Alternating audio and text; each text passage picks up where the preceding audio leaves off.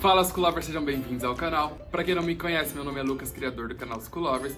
E na ideia de hoje a gente vai conversar sobre a Echeveria Gila. Vários seguidores aqui do canal me pediram pra trazer essa plantinha aqui. E hoje eu resolvi atender esse pedido e a gente vai conversar. Eu vou explicar pra vocês qual é o meu método, como eu cultivo as minhas Echeveria Gilas aqui na minha coleção. Então, sem muita enrolação, bora conversar sobre a minha Echeveria Gila. Vem! Bom, pessoal, essa daqui é a minha Echeveria Gila. Pra quem não conhece, né? Essa daqui é a plantinha que a gente vai falar hoje. É uma planta muito querida entre os colecionadores, é uma planta muito desejada entre os colecionadores, né? E assim, pro meu cultivo, eu acho uma planta de moderada a fácil cultivo. Assim, eu não acho uma planta difícil de cultivar, mas é uma planta que exige um certo manuseio correto para não acontecer nada com a planta e eu vou explicar para vocês mais ou menos o que acontece. Bom, é uma híbrida, né, entre a planta Laui e a suculenta Gigantea.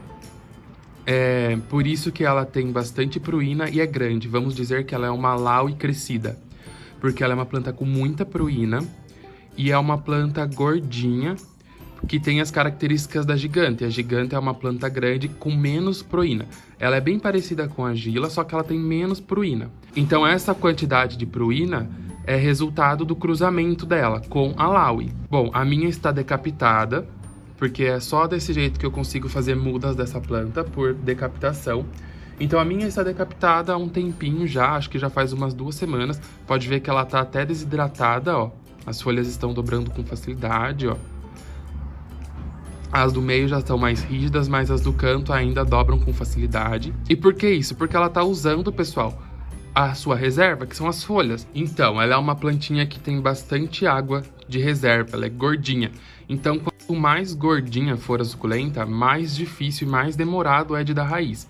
Aqui já faz umas 2 semanas, eu acho, mais ou menos, que eu fiz a decapitação dela e ainda não começou a emitir raiz. Porque ela ainda não entendeu que ela morreu, vamos dizer assim. Ela não entendeu que ela não tem raiz, porque ela tem bastante reserva nas suas folhas. Então, primeiro ela vai acabar usando um pouco das reservas das suas folhas para começar, então, a emitir raiz.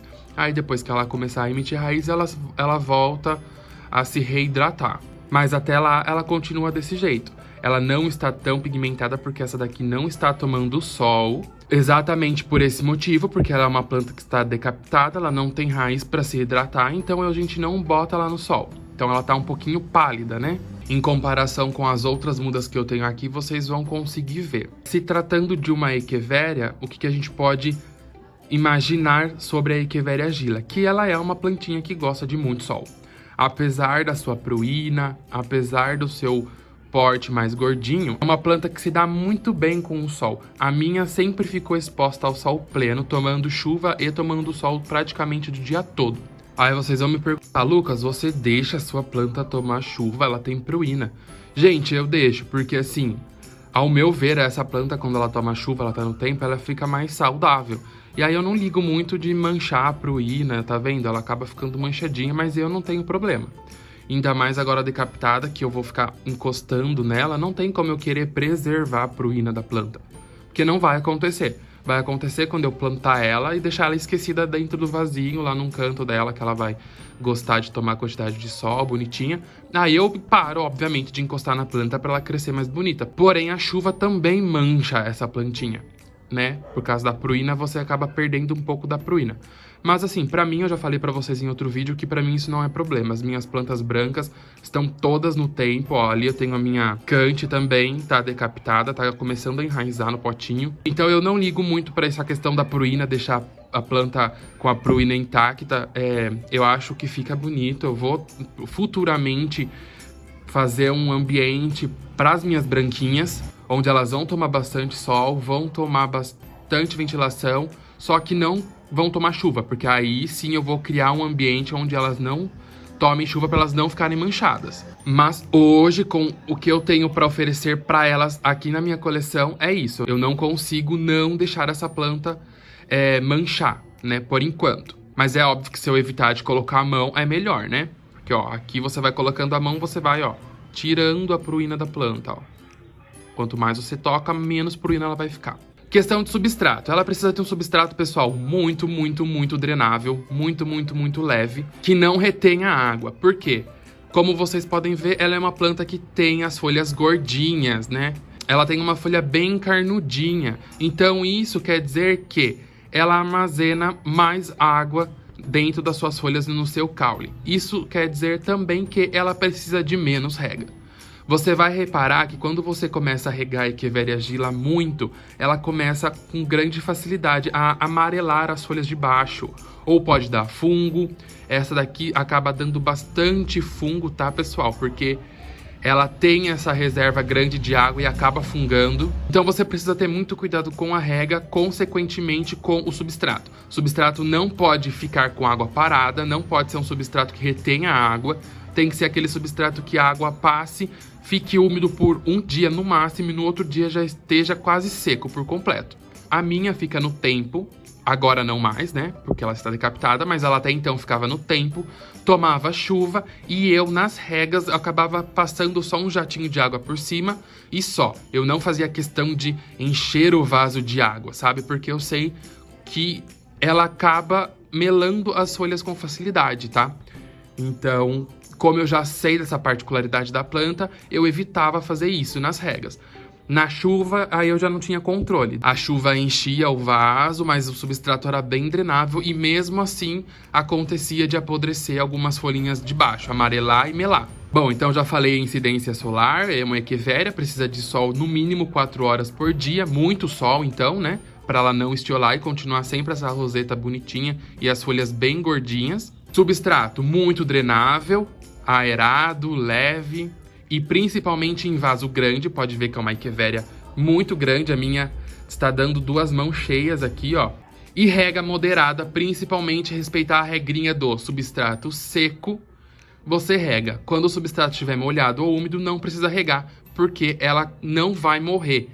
Ela vai morrer com o excesso da água. Agora vamos falar da parte legal dessa planta, que é a parte reprodução. Ela dificilmente dá muda por folha, mas pode acontecer. Aqui em casa, infelizmente, eu nunca consegui, mas eu já vi alguns cultivadores que conseguiram sim fazer mudas pelas folhas. O método mais fácil que eu encontrei para fazer muda dessa planta foi através da decapitação.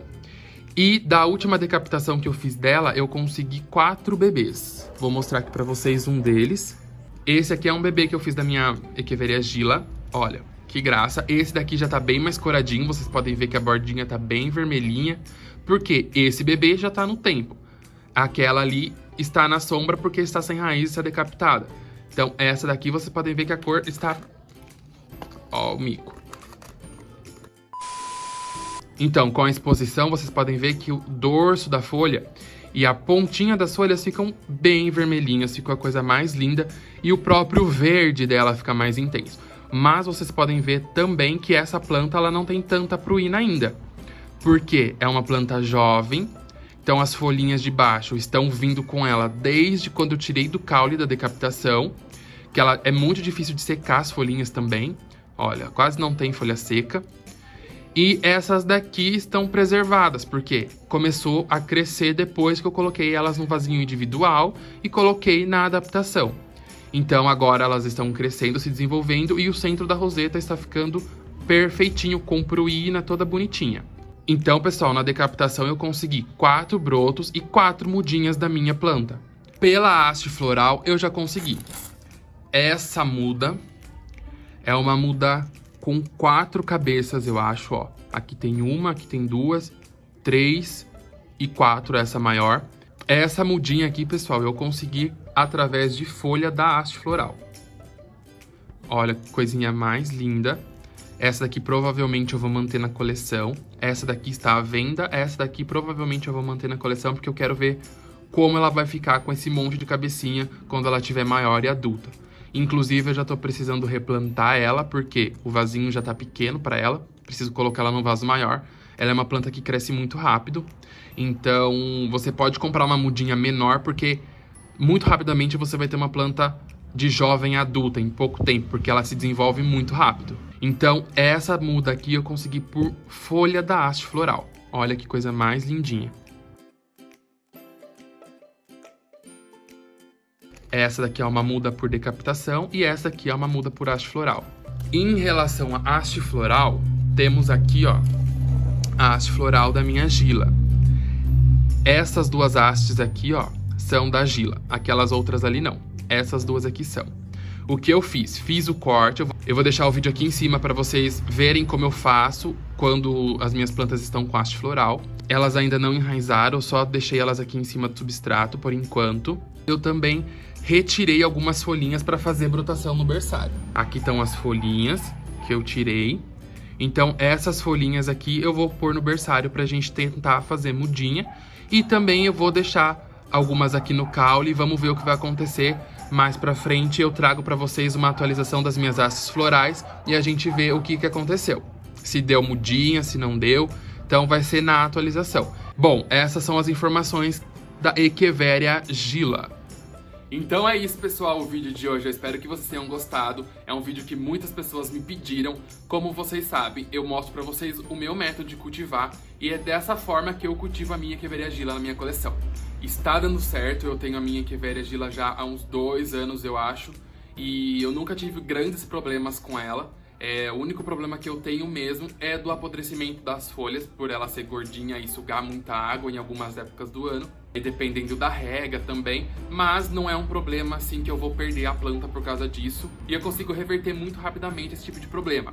Normalmente as plantas mais gordinhas têm esse problema, né, de amarelamento das folhas devido ao excesso de rega ou excesso de água no substrato. Tirando isso, é uma planta muito tranquila, gosta de sol, gosta de rega sim, muito moderada obviamente, mas gosta. Da haste floral muito generosa e você pode conseguir uma mudinha pelas hastes, como eu mostrei pra vocês as minhas mudinhas. Então é isso, se vocês gostou, não esquece de deixar o seu like, inscreva-se no canal caso você ainda não é inscrito, compartilhe os vídeos nas redes sociais e comenta aqui embaixo o que você achou da minha Echeveria e como você cultiva a sua Echeveria Gila na sua coleção. Siga o canal School Lover nas redes sociais, eu espero que você tenha gostado e até o próximo vídeo, School Lovers. Tchau!